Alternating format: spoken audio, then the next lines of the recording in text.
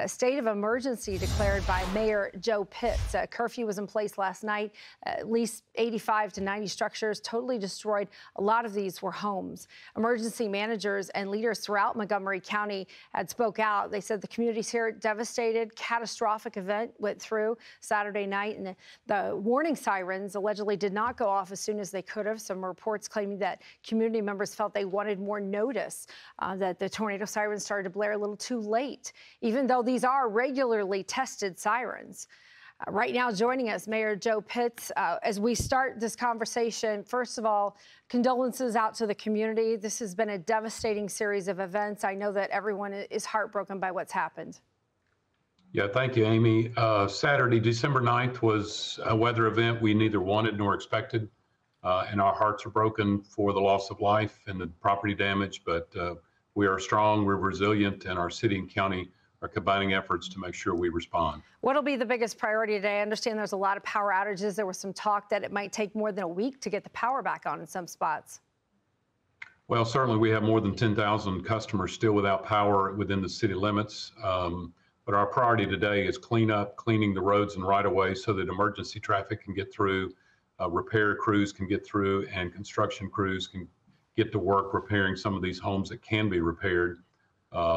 And then our utility department, our Department of Electricity, will be restoring power as quickly as possible. Some homes, some structures were completely destroyed, so they're not going to need power immediately. So we're getting to those neighborhoods that need it quickly. Do you have any understanding of what happened with these sirens? It looks like there's a very robust siren system in place and that it's been regularly tested, but perhaps it lagged in being triggered. That's another scenario that had developed before. I was reading about an article in a previous storm. Any idea what could have created the lag and the sirens going off? Well, that is a false narrative. The sirens went off as expected.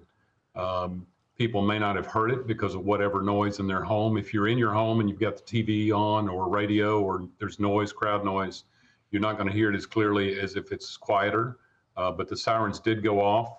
We are continuing to expand that siren system, but most everyone carries a device like I do that warns people of impending weather and amber alerts and those sorts of things. So just reassure people the siren system worked. All right, that is really important for us to understand because there's about 13 sirens there around. And I mean, just looking from what I can find on the website, it looks like there's routine testing of these. So perhaps they didn't go off as quickly as people wanted to, or they came out to see the result, and that's when they noticed the sirens. Great point that you make. You need an invasive way to get ready for these storms. You're a native of Clarksville, Tennessee.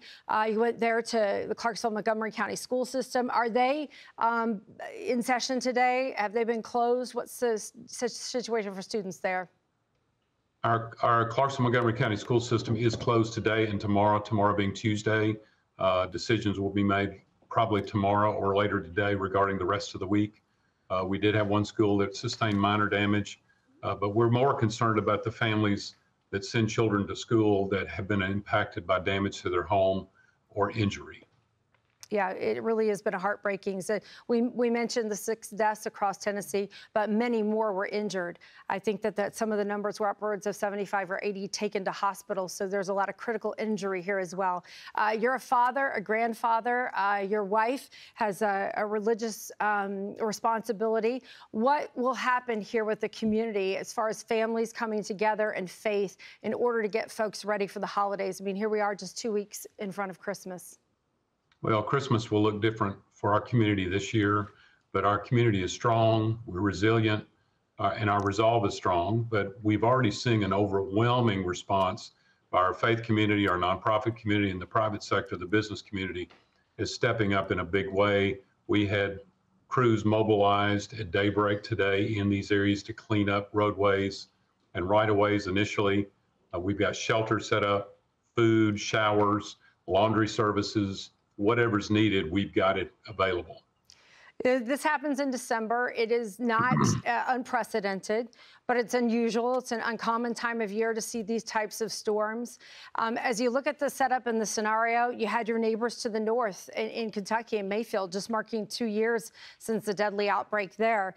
What thoughts do you have as you go forward, taking one step at a time, I'm sure?